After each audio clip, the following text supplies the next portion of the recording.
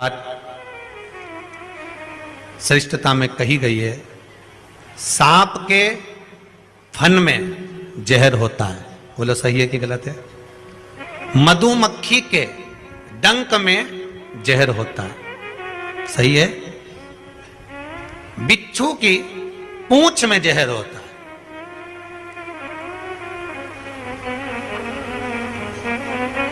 पर मनुष्य जो छल करने वाला होता है, कपट करने वाला होता है, एक दूसरे को धोखा देने वाला, झूठ बोलने वाला, छल करने वाला जो होता है, उसके तो रोम रोम में जहर होता है। कब कहां से डसेगा मालूम ही नहीं पड़ पाएगा। पर सांप को तो पहचान कर कह दोगे कि यह काटने वाला है, बोलो सही है कि गलत है? बिच्छू को देखकर डर जाओगे कि यह काटने वाला है। मधुमक्खी का डंक देखकर डर जाओगे कि मधुमक्खी काटने वाली है।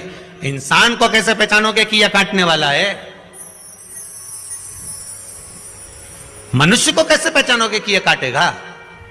मानव को कैसे पहचानोगे कि यह काटेगा? हो सकता है तुम्हारे नजदीक में रहता हो, तुम्हारे साथ में रहता हो और कई वर्षों तक साथ रह रहा हो, कब काट जाएगा आपको मालूम पड़ेगा? नहीं, सांप को देखकर भर जाएगा कि इस काट सकता है, बिच्छू काट सकता है, सांप, ये मधुमक्खी मुझे डंक मार सकती है, पर मनुष्य को कैसे पहचानोगे? तो शिव महापुराण की कथा एक बात बहुत सुंदर कहती है कि जितने विषैली हैं मधुमक्खी शंकर जी के पास,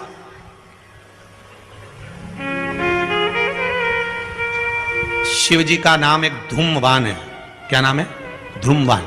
माता पार्वती का नाम एक धूमावती, जिनके पास में मधुमक्खी ढेर, पूरे शरीर के आसपास में मधुमक्खी है, धूमावती के। शिव जी के गले में सर्प, वो भी विषैला, कानों में बिच्छू, वो भी विषैला। हम कैसे पहचानेंगे कि ये व्यक्ति विषैला है, ये हमको धोखा देगा, ये कपट करेगा, ये छल करेगा, ये झूठ बोलेगा, ये प्रपंच करेगा? कैसे पहचानेंगे?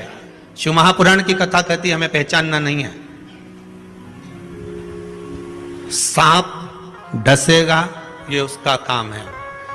मधुमक्खी काटेगी, डंक मारेगी, ये उसका काम है। बिच्छू डंक मारेगा, ये उसका काम है। और मनुष्य हमको छलेगा, झूठ बोलेगा, कपट करेगा, हमारे साथ धोखा करेगा, ये उसका काम है। पर एक बात याद रखना, सांप का जहर उतारने वाले का नंबर अपने पास रख लो। काटेगा तुरंत उसके पास पहुंच जाना, फोन लगा के मैं आ रहा हूं, काट खाया।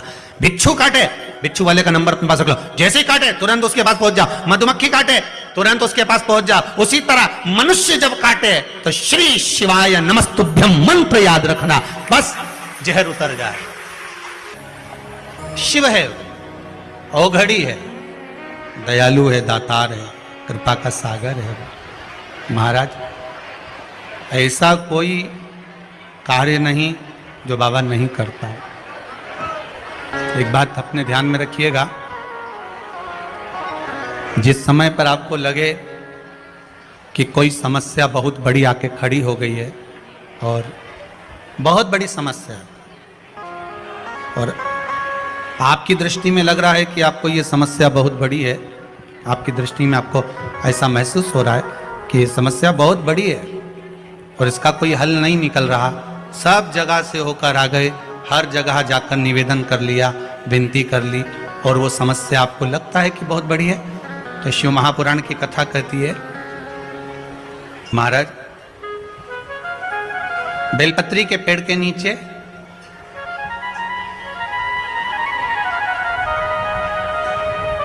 एक छोटा सा शिवलिंग का निर्माण करो। काय का निर्माण करना है? शिवलिंग का। अब बेलपत्री के पेड़ के नीचे आप अगर सोचो कि भाई मैं ब्राह्मण हूं, सफेद मिट्टी का शिवलिंग बनाना है, क्षत्रिय हूं, लाल मिट्टी का शिवलिंग बनाना है, या वैश्य हूं, पीली मिट्टी का शिवलिंग बनाना है, या शूद्र हूं तो काली मिट्टी का शिवलिंग का निर्माण करना है। शिव महापुराण की कथा कहती है, लिंग पुराण कहती है, नर्मदा पुराण कहती है कि बेलपत्री के पेड़ के नीचे आप जिस शिवलिंग का निर्माण करें उसके लिए आपका वर्ण नहीं देखना, आपको तो बेलपत्री के नीचे की ही मिट्टी ले लेना, फिर वो जिस कलर की।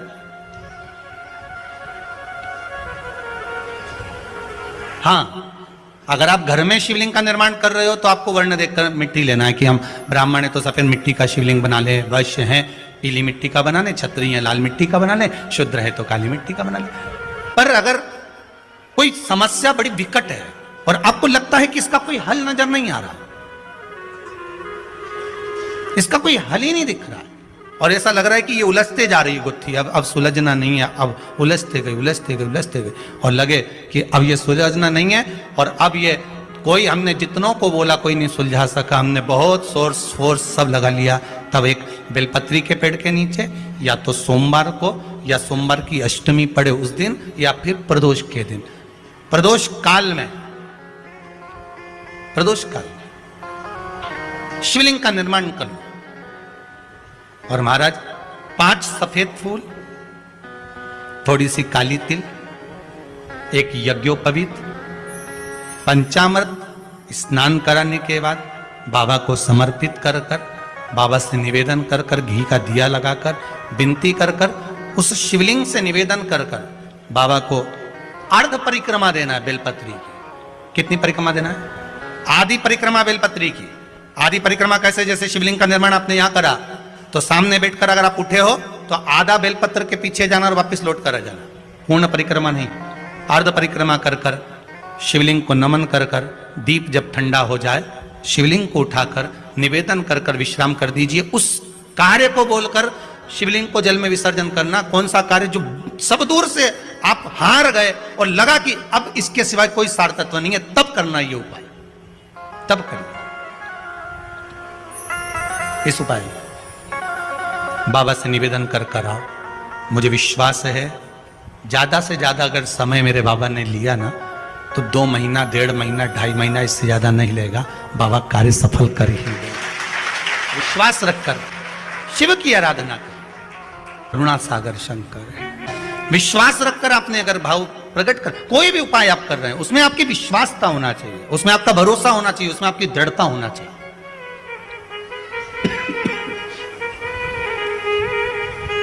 और यदि विश्वास प्रबल है, प्रेम जब अनंत हो गया, रोम रोम संत हो गया।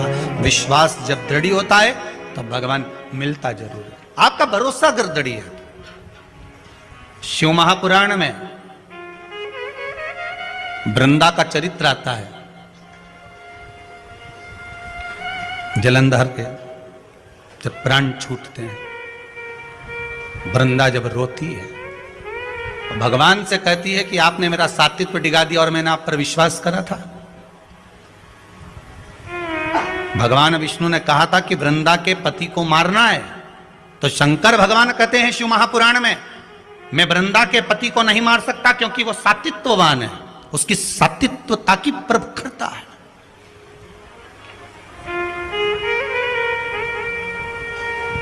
और किसी भी रूप में प्रखरता रहे। अगर आपकी दृढ़ता, आपका विश्वास अगर प्रबल है तो दुनिया में कौन बाल बक्का करेगा। एक माता जी की आदत थी, वो सुबह से उठती थी और जम जम के दरवाजा खोल के चिल्लाना चालू कर देती थी, जय हो भोलेनाथ, जय हो कुबेर भंडारी, जय हो महाकाल राजा, जय हो विश्वनाथ, बड़ी कृपा करी प्रभु आपने, बड़ी कृपा करी। खूब चिल्ला चिल्ला के बोले। आने वाले समय में वो एक माइक ले आई, ऐसा माइक लिए, और उसने अपने अपने मोहल्ले में 2-3 जगह ऐसे डब्बे रखे ना इसमें के, 2-3 रख दिए घर की छत पे, और वहीं से चिल्लाए जम जम के। सुबह उठे और मुंह धोया नहीं धोया और बाहर आके चिल्ला। अब इसके कारण इसके पास में एक पड़ोसी रहता था, वो कभी भगवान को नहीं मानता था, इतना दुखी हो गया, इतना दुखी हो गया जिसके कारण परेशान हो गया। ये चिल्लाना चालू करे सुबह 5:30-6 बजे से। अब वो बेचारा बड़ा दुखी, बड़ा दुखी, किससे कहे। और वो झगड़ा करने आए तो ये लड़ने भी बैठ जाए। और लड़े कैसी? वो चिल्लाए, गालियां दे, और ये चिल्लाए, वाह वाह प्रभु बड़ी कृपा करी। अब उसको और चिढ़ बैठे। बता भगवान पड़ोसी बड़ा परेशान, कभी भगवान को मानता नहीं था, अगरबत्ती नहीं लगाए, धूप बत्ती नहीं लगाए, कभी दिया नहीं लगाया, कभी भगवान के धोख नहीं लगाए, बड़ा परेशान। अब एक दिन सवेरे सवेरे इसने माइक उठाया और चिल्ला के बोली शिवरात्रि के दिन, भोलेनाथ हर हर महादेव, जय महाकाल राजा, जय विश्वनाथ, बड़ी कृपा करी प्रभु, बड़ी कृपा करी, पर आज घर में खाने का कुछ नहीं है, मैं जा रही मंदिर, भोजन भेज देना भोलेनाथ। ये चली गई। इसके पड़ोसी ने सोचा आज इसको मजा चखाता हूं सही तरह से। वो बाजार गया, आटा चावल दाल शक्कर घी नून मिर्ची सब ले आया, इसके आंगन में इसके दरवाजे पर रख दिया। ये आई, इसने अंदर गई, जो देखा तो कहा दाल चावल सब्जी राई नून मिर्ची सब रखा था। फिर माइक लाई उठा के, फिर लाई, फिर चिल्लाने लगी, हर हर महादेव, मारे महादेव, जय हो मेरे महाकाल राजा, जय हो मेरे काशी विश्वनाथ, जय हो मेरे कुबेर भंडारी, बड़ी कृपा कर दी, खाने का सामान भेज दिया, बड़ी कृपा करी। इतने में पड़ोसी दौड़ कर आया, मूर्खों जैसी बात मत कर, कोई भगवान भगवान नहीं आया, वो तो मैं ला कर रखा,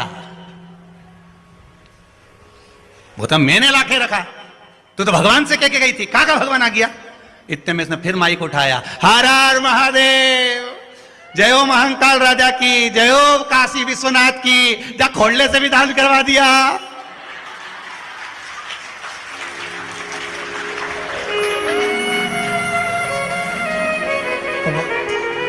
चुप,